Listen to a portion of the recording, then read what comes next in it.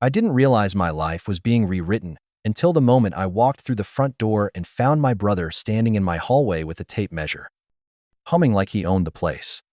"Perfect," Liam said, stretching the metal strip across the doorway of my childhood room. "The crib will fit right here."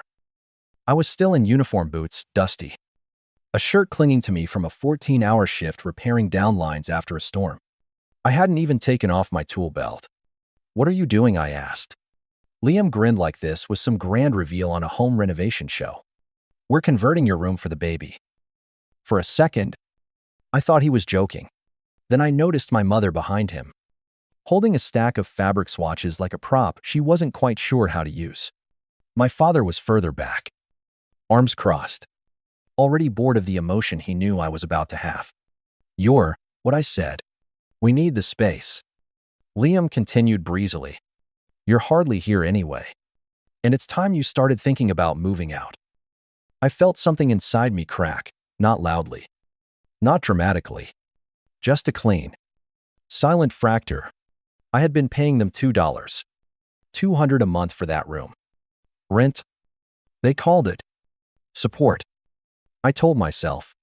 Help from my parents while I worked impossible hours as an electrical lineman, climbing poles in the rain and restoring power after everyone else had gone to bed. "So where am I meant to sleep?" I asked. My dad didn't even look up. "Figure it out. Family grows." That was it.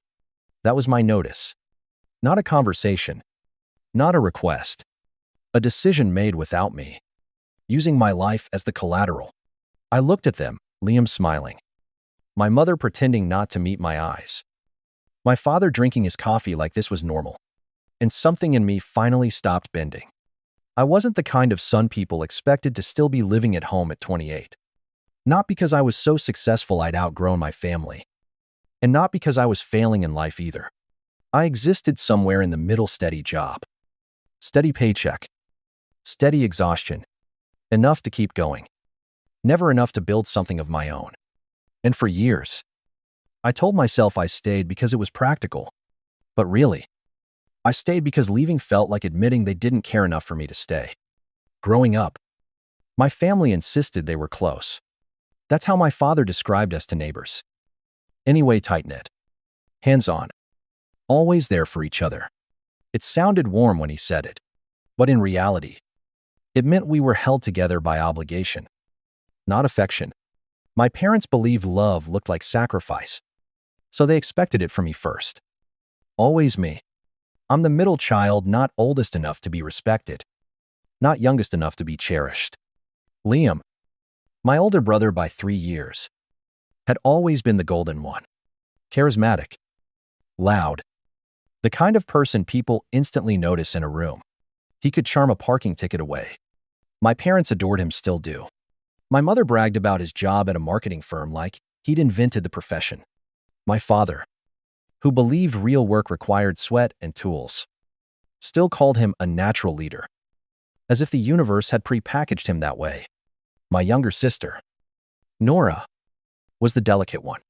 The baby, the one mom hovered over. Dad, protected. Liam teased but always defended. She'd had asthma as a kid, mild at best, but my parents turned it into a lifelong identity for her. Every little cough became a household event. Every minor inconvenience for her became a family emergency. And then there was me, the dependable one, the quiet one, the one who didn't complain. I learned early that my value came from being useful. Fix the fence, ask me. Tutor Nora me again. Drive Liam home from parties because he didn't want to pay for a rideshare. Of course. Me. I learned to say yes before the question even landed. I became an electrical lineman, partly because I liked the work clear problems, straightforward solutions, but also because it made sense to everyone else. My father loved telling people I climbed power poles. It made me sound strong, reliable, the kind of son he could brag about without having to actually understand him. But the job took a toll. Storm seasons, blurred together nights spent harnessed to utility poles in freezing rain, fighting wind strong enough to knock out substation grids. I'd return home aching and numb, collapse into bed, sleep for 5 hours, then do it again. I always told myself I could handle it, And then I paid rent. That was how the cycle began. 2 years ago, Dad had cleared his throat one evening and said bills were getting tight. He didn't quite look me in the eye when he suggested I pitch in a bit. I'd been working so much overtime that I barely had time to breathe. But I agreed immediately. It felt like the right thing to do. The number started small.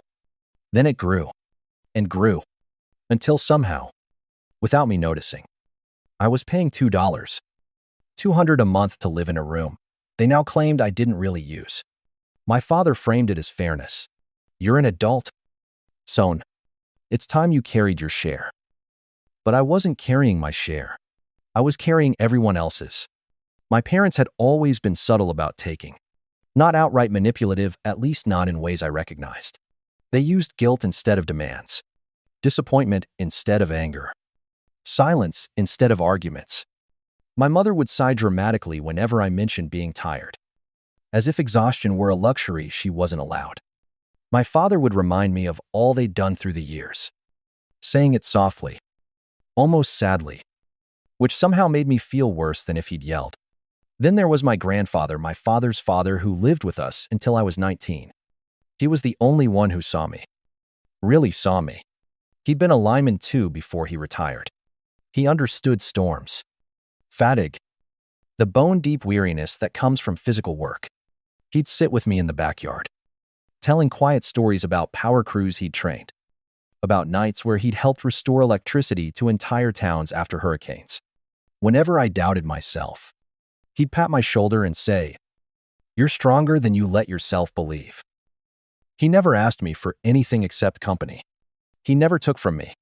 He gave encouragement, time, stories, stability. He was the only person who didn't treat my reliability as something he deserved, but as something I chose to offer. And maybe that's why losing him hit so hard. After he passed, the house grew smaller, tighter. Like his absence, removed the one open window in a suffocating room. My parents didn't notice the difference. Liam moved out a year later, leaving behind only his old trophies. Nora left for college soon after that. Meanwhile, I stayed, patching broken faucets, repairing loose shingles, hauling groceries, paying rent, supporting everything without ever being acknowledged for it. And every now and then, when I finished a long shift and came home smelling like ozone and sweat, I looked toward the empty backyard bench where Grandpa used to sit, and the loneliness would hit me like a live wire. The early signs of manipulation had always been there. Mom asking me to skip shifts to help Liam move because he needs you. Dad insisting I handle the yard work because you're the strong one. Nora casually taking money from my wallet when she was in high school because Mom told her, "Your brother won't mind." But I did mind. I just didn't know how to say it. So I stayed quiet. I stayed helpful. I stayed. Until the day Liam walked into my hallway with a tape measure and declared my room his child's future nursery without blinking. Without asking. Without even considering that I might have a say in the matter. That moment wasn't just about paint samples or nursery plants. It was proof undeniable, unignorable that in their eyes, my life wasn't mine. It was communal property, a resource, a convenience, a space they could reassign whenever they wanted. The signs had been there for years. I just never let myself look at them. But once you see the truth, you can't unsee it. The thing about pressure is that it rarely arrives all at once. It builds, bit by bit, until one day you realize you're standing under a weight that should have crushed you long ago. After the nursery announcement, my family behaved as if nothing unusual had happened. If anything, they treated my reaction like a mildly inconvenient weather change, annoying, but temporary. They assumed I'd adjust the way I always had. And for a short while, I tried to tell myself that too. I still came home after long shifts. Still collapsed into my bed. The one they had already measured without permission. The hallway filled with new sounds, paint cans clinking. My mother discussing shades of sunrise beige with Liam. My dad wondering aloud which weekend was best for demolition. Not once did anyone ask me again where I was supposed to sleep. My life had become a countdown clock.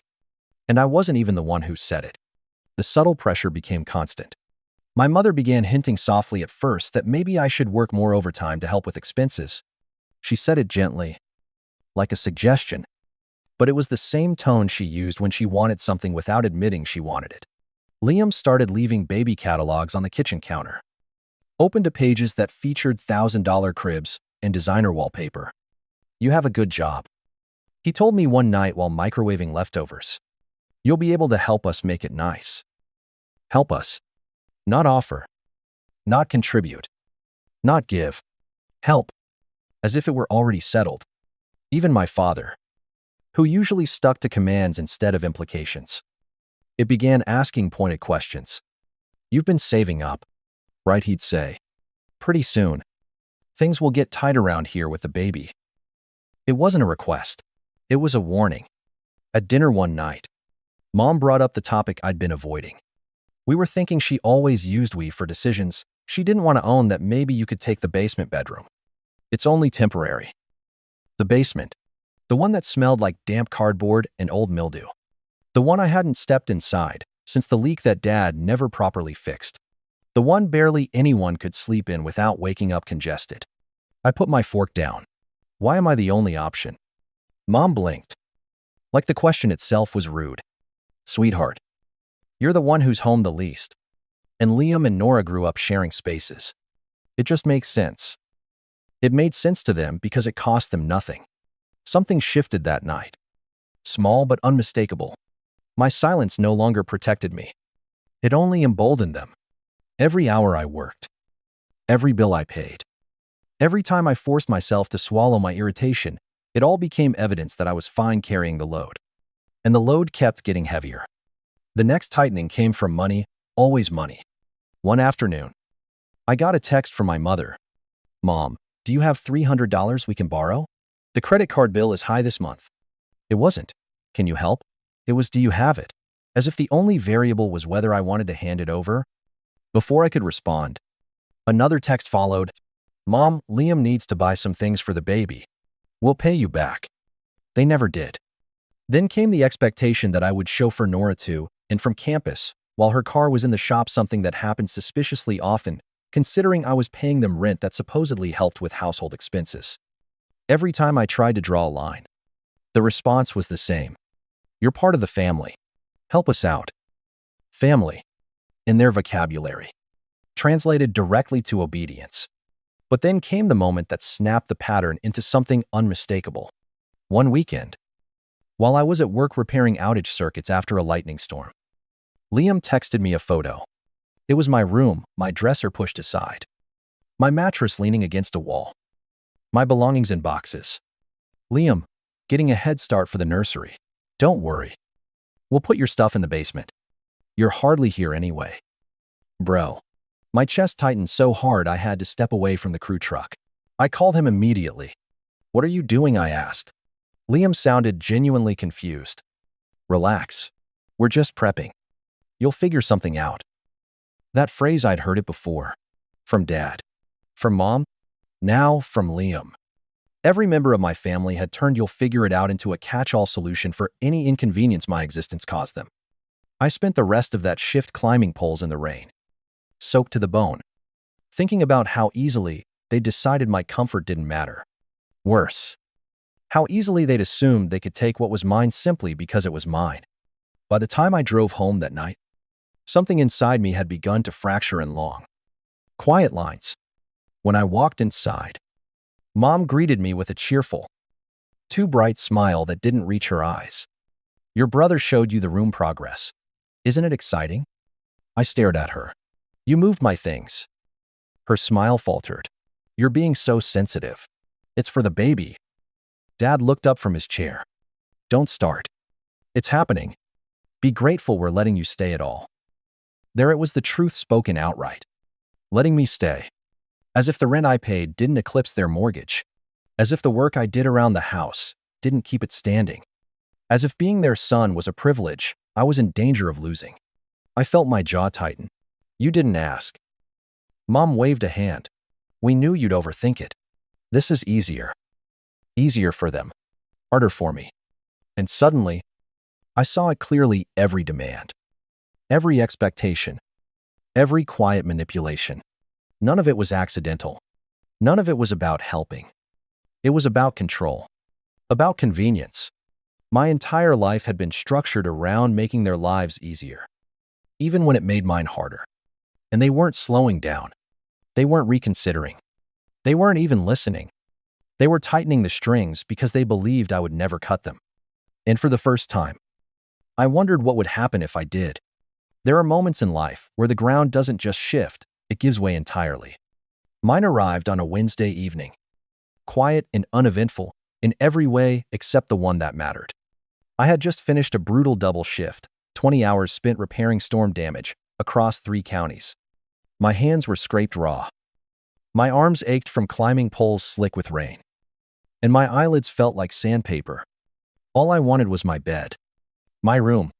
A door I could close. When I walked into the house, I heard voices coming from down the hall. Excited ones. My mother's soft cooing. Liam's upbeat commentary. My father's low grunt of approval. Then I heard the sound that changed everything. A drill. My stomach dropped. I hurried down the hallway. And before I even reached the doorway, I saw my room half demolished. The closet doors removed. My dresser emptied and shoved into the hall. My walls mined stripped of posters. Shelves. The small pieces of myself I'd kept after years of giving too much. And there, in the middle of the chaos, stood Liam holding a power drill like a trophy. Dude, he beamed when he saw me. Check it out, we're starting the remodel early. For a second, I couldn't speak. I couldn't even breathe. It was like my body had gone numb. What did you do? I finally whispered. Mom stepped in before Liam could answer. Sweetheart, don't look so upset. We needed to clear everything out before the contractors arrive. It's better to do it now. Everything. My voice cracked. All of my things. She smiled the way someone smiles at a stubborn toddler. Well, you weren't using the room tonight, were you? We put your things in the basement for now? For now? The basement. The moldy, freezing, barely livable basement. Dad looked over at me then, annoyance already forming between his eyebrows. Don't start. You know the baby needs space. I stared at him, at all of them. My chest tightened until it felt like a vise. You're taking my room, I said slowly, without asking, without telling me, while I'm paying rent. Liam scoffed. Man, you're overreacting. You can sleep on the pullout for a bit. A bit. As if the timeline hadn't already stretched from months to years. Mom's voice turned syrupy again. We know this is sudden, but your family. You're supposed to make sacrifices sometimes. Sacrifices. As if I hadn't been sacrificing everything for years. My exhaustion turned into something sharp. Too sharp to swallow this time. Did it ever occur to any of you? I said quietly, that I might say no. Silence. Real silence. Dad folded his arms. Why would you say no? It's for your nephew. He's not born yet. I shot back. He doesn't need my room more than I do. Liam rolled his eyes. You're making this about yourself. And that was it. That was the moment. The quiet click inside me wasn't quiet anymore. It was loud, clear, final. I'm done, I said. Mom frowned. Done with what? Letting you treat me like I don't matter. My father stepped forward, voice booming. Watch your tone. No, I said, and for the first time in my life, I didn't flinch. You watch your actions. You made a decision about my life without me. You tore apart my room while I was working to support myself and you. Liam laughed nervously. Bro, calm down. It's just a room. No, I repeated. It was my boundary, and you bulldozed it. They all looked at me as if I were the unreasonable one, as if the burden of their comfort always belonged on my back. Where are you going to sleep then? Dad demanded. I'll figure it out, I said. His own words, thrown right back at him. And the look on his face told me he finally heard how cruel they sounded. I grabbed a duffel bag from the hall closet, the one I'd packed before, then unpacked, trying to convince myself things might get better. I filled it fast clothes, work gear, Essentials. Mom reached for my arm. You're not leaving. Don't be dramatic. I stepped back. You already kicked me out. You just didn't have the courage to say it. And then I walked out. No yelling. No slamming doors. Just the sound of my boots hitting the floor and the cold night air swallowing me whole. For the first time in years, the weight wasn't on me. It was behind me. I moved out that same night. Not dramatically. Not with screaming or slammed doors, just quiet action. The kind that leaves an echo long after you're gone. I crashed on a coworker's couch for a few days while I figured out what to do next. Every hour I wasn't on shift, I was on my phone scrolling apartment listings, comparing deposits, trying to rebuild a life I hadn't expected to rebuild. But I wasn't angry, at least not the loud kind. What settled over me was something colder, steadier, a clarity that felt almost like relief. The morning after I left, I woke up to an unknown number lighting up my phone. I answered. Groggy. Hi. This is Ryan from Westview Construction. We're scheduled to begin work today. Just need to confirm payment. That woke me up.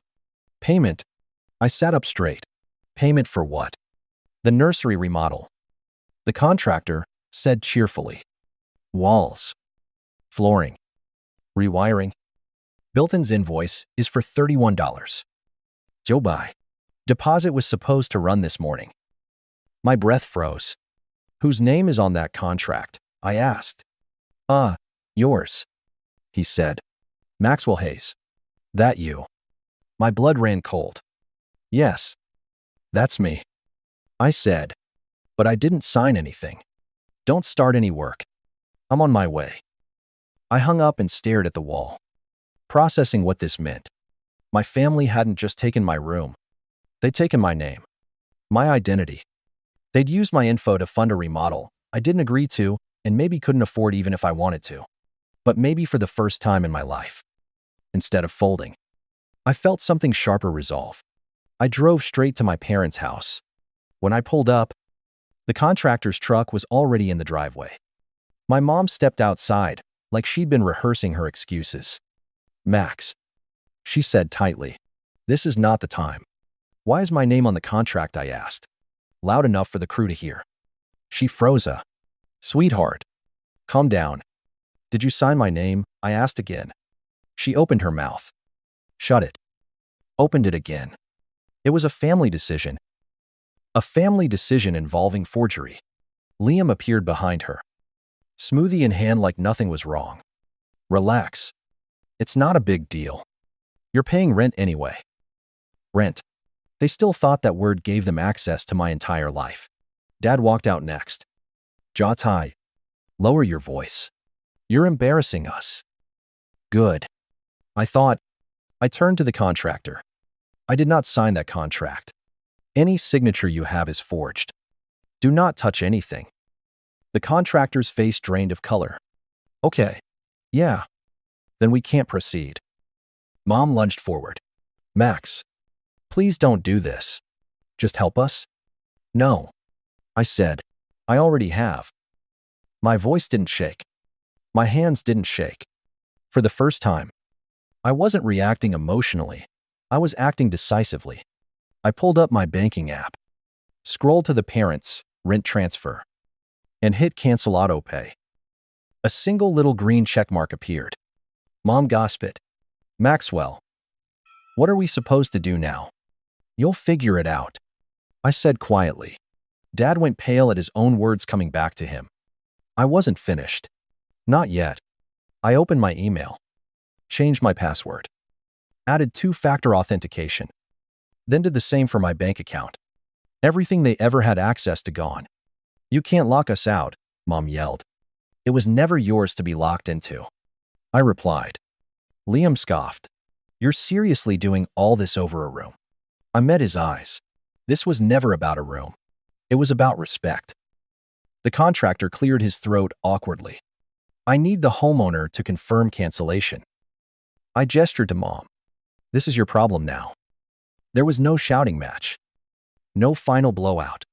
Just a quiet transfer of responsibility back where it belonged. Dad's face flushed red as he stepped forward. If you walk away from this, don't come asking us for anything again. I nodded once. That won't be a problem. Mom's eyes filled with tears, not remorse. Just fear of losing the person she'd relied on to keep everything running. You're abandoning your family, she whispered. No, I said. I'm refusing to be stolen from.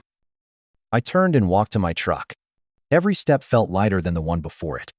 That afternoon, I signed a lease on a small one-bedroom apartment near the depot. Old cabinets, creaky floors, a lingering garlic smell from whoever lived there before me. It wasn't perfect. It was mine. No one could measure it behind my back. No one could assign it to a baby I didn't have.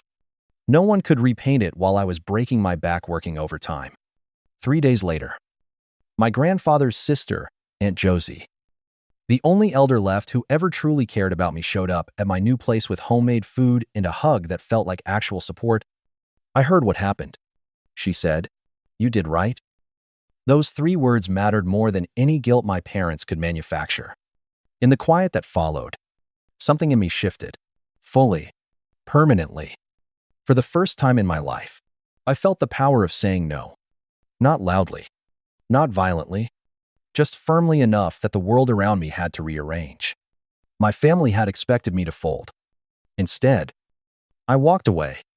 I wasn't planning to see my family again, not soon. Not on their terms. Not while they still believed I existed to carry their burdens. But confrontation has a way of finding you, even if you run. And in my case, it found me at the last place I expected, the county government complex. Right outside the records office. It started with an email. From City of Ridgeview, Legal Processing Center, subject identity verification required, residential contract dispute. The words made my stomach tighten. I opened the message and immediately felt heat rush to my temples. We have received a claim disputing the legitimacy of a signature on a residential renovation contract. As your name appears on the document, you are required to verify your statement in person. Required? In person. I knew who had escalated it, and I knew why. If the contractor was pursuing legal remedies, my parents would have to defend themselves. And people like my parents didn't like defending, they liked deflecting. So I drove to the legal center on a rainy Thursday morning, signed in, and waited in a gray hallway that smelled like old paper and wet coats. As I sat there, flipping through the documentation, I'd brought emails, screenshots, the attempted charge. Someone said my name, Max. I knew the voice. Tight, controlled, forced calm, stretched over panic. My mother stood at the end of the hallway in a dark coat. Her hair perfect. Her expression, anything but. Behind her came my father, jaw set, his shoulders squared, like he was marching into a courtroom, and Liam trailing after them with a mess of papers sticking out of a folder he clearly hadn't bothered to organize. For a second, we just stared at each other. Why are you here? Mom demanded softly, as if whispering made it less hostile. Because I was asked to verify my identity. I held up the letter. Dad's nostrils flared. We didn't think you'd actually come. I almost laughed. It involves my name, my signature, my bank account. Why wouldn't I come? Liam stepped forward. Exasperated. You're blowing this way out of proportion. Man, you could have just talked to us. You mean the way you talked to me when you tore apart my room? Or the way you talked to me when you put a $40,000 remodel in my name without permission? His jaw tightened. He had no answer. Before anyone could respond, the door to Office 3B opened. Carter family, a voice called. A woman in a navy suit stood in the doorway, tablet in hand, sharp eyes, calm, professional, the kind of person who had seen every version of family dysfunction and wouldn't flinch at ours. We followed her into a medium-sized conference room with a long table and 2 bright lights. The moment we sat down, the tension filled the space like humidity. I'm Miss Patel, she said. I'll be handling the verification and mediation process today. We're going to review documents, statements, and ensure all parties understand the implications of submitting disputed signatures. My mother clasped her hands like she was preparing to deliver a monologue about being misunderstood. Dad leaned back with the confidence of a man who believed authority naturally belonged to him. Liam tapped his foot, and I waited. Ms. Patel began with them. Mr. and Mrs. Carter. Can you explain why your son's name appears on a contract he states he did not sign? Mom jumped in first. It wasn't like that. We didn't forge anything. We just used his information. He lives with us. He's family. Ms. Patel didn't react. Did you obtain his permission? My father stepped in. Voice firm. It was implied. He pay rent. He contributes. He's supposed to help. And did he explicitly agree to be financially responsible for a $31,900 renovation, she asked. Dad's jaw tightened. It was for his nephew. Ms. Patel turned to me. Mr. Hayes, your statement. I slid a folder across the table, emails forwarded to my account from my mother's phone. The contract stamped with a signature I'd never written, and the attempted charge flagged by my bank. I never agreed to any of this. I said. They used my email, my saved payment method, and my signature without consent. Ms. Patel examined the documents silently. When she looked up, her expression had shifted, subtle, but colder. This is not a misunderstanding, she said. This qualifies as identity misuse, potentially fraud. The word hung in the air. Mom gasped softly. You're making us sound like criminals. Ms. Patel didn't blink. I'm describing the legal definition. Liam exploded. This is ridiculous. He's acting like we stole a house from him. I turned my head slowly. You tried to steal $31,900 from me. That's not hypothetical. His face flushed red. Mom leaned forward, voice trembling. We just assumed he would help. He's always helped. And that's exactly the problem. I said. You assumed. Dad slammed his fist on the table. Enough. You're dragging us through this over a little paperwork error. A forged signature isn't a little error. I said. And dragging you, I'm clarifying my identity because someone used it without permission. The air felt electrically charged. The kind of tension I usually felt right before a blown transformer exploded. Ms. Patel waited for silence, then spoke firmly. As of now, the contract is void. Liability falls on whoever authorized work using fraudulent credentials. The contractor may pursue civil action, and if further misuse of Mr. Hayes' identity occurs, criminal charges could follow. All three of them froze. Mom slowly turned toward me, eyes filling with something between fear and desperation. Max, sweetheart, we didn't mean. I lifted a hand. Please don't pretend this was an accident. Dad's stare hardened. So this is how it is. You turn on us the moment things get difficult. I met his gaze. No. I stopped letting you turn on me the moment it was convenient. Liam scoffed. You're dramatic as hell. Man. Maybe, I said. Or maybe I'm finally listening to myself. Ms. Patel closed her tablet. We're done here. We stood. No one moved at first. Then Liam stepped in front of me, blocking the doorway. You're really going to leave us with the bill, just like that? I leaned in slightly, just like you tried to leave me with it. His mouth opened, then shut. He had no comeback. Mom reached for my arm. Max, please, your sister's baby. This is going to hurt her. I stepped back. She can ask for help. What she can't do is steal it. Dad's voice rumbled low. If you walk out that door, don't expect to come back. I looked at him, really looked. At the man who taught me that love was conditional, that help was ownership, that sacrifice was something I owed them even when they offered none in return. And I finally let the truth settle. I'm not coming back, I said softly. The room seemed to tilt for a second as their faces absorbed its shock. Anger. Disbelief. Liam muttered. You're not family then. I exhaled. If that's what family means to you, then no, I'm not. Then I walked out, past their silence, past the guilt they tried to pour into my bones, past the weight I'd carried my entire life. Outside, the rain had stopped. The air was crisp, clean, and cold against my face. For the first time since I was a kid, I felt like I was walking towards something not away. The weeks after the confrontation felt unreal not because anything dramatic happened, but because nothing did. No demands, no guilt-laced voicemails, no sudden knocks on my door. Just silence. And silence, I learned, can be its own kind of healing. The apartment I rented was nothing special. A faded carpet, a stove that clicked twice before lighting, a bathroom mirror that fogged permanently around the edges. But it was mine. Every inch of it belonged to me in a way no space ever had. Some nights, after long shifts restoring power in the dead of winter, I'd unlock my door, step inside, and feel something new rise in my chest piece. Not excitement, not triumph, just the steady, grounded feeling of finally being able to exhale. Aunt Josie became my anchor during those weeks. She stopped by sometimes, with leftover soup or just to sit and talk. She didn't pry about the details. She didn't ask me to reconsider. She didn't try to defend my parents. She only said, "Your grandfather would be proud." And somehow that was enough to keep me moving forward. My family didn't reach out. Not really.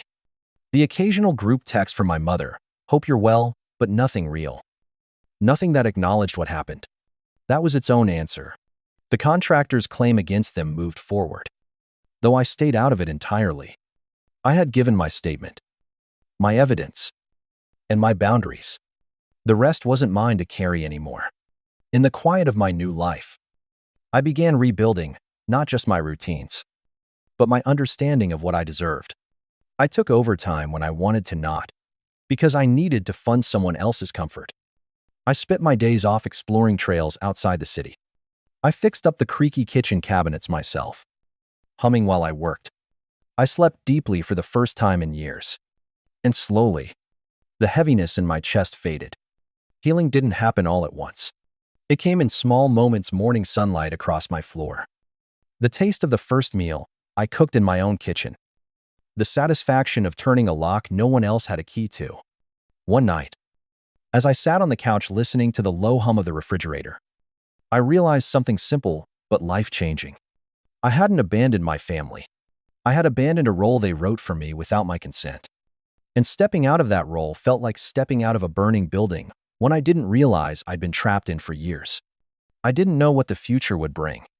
Maybe my parents and I would talk someday. Maybe we wouldn't. Maybe my nephew would grow up hearing a twisted version of why I left. Maybe he'd seek out the truth. Time would decide. But what I did know was this. I wasn't walking back into the fire for anyone who handed me the matches. I finally had a home, a life, and a freedom I chose. And for the first time, that was enough. This story is created purely for entertainment purposes and reflects fictional characters and events. Please remember that real-life situations involving family conflict, financial pressure, or identity misuse should be handled with care and professional guidance. If you enjoyed this narrative, consider supporting more stories like it by subscribing, liking, or sharing the video. Your engagement truly helps us continue creating meaningful content.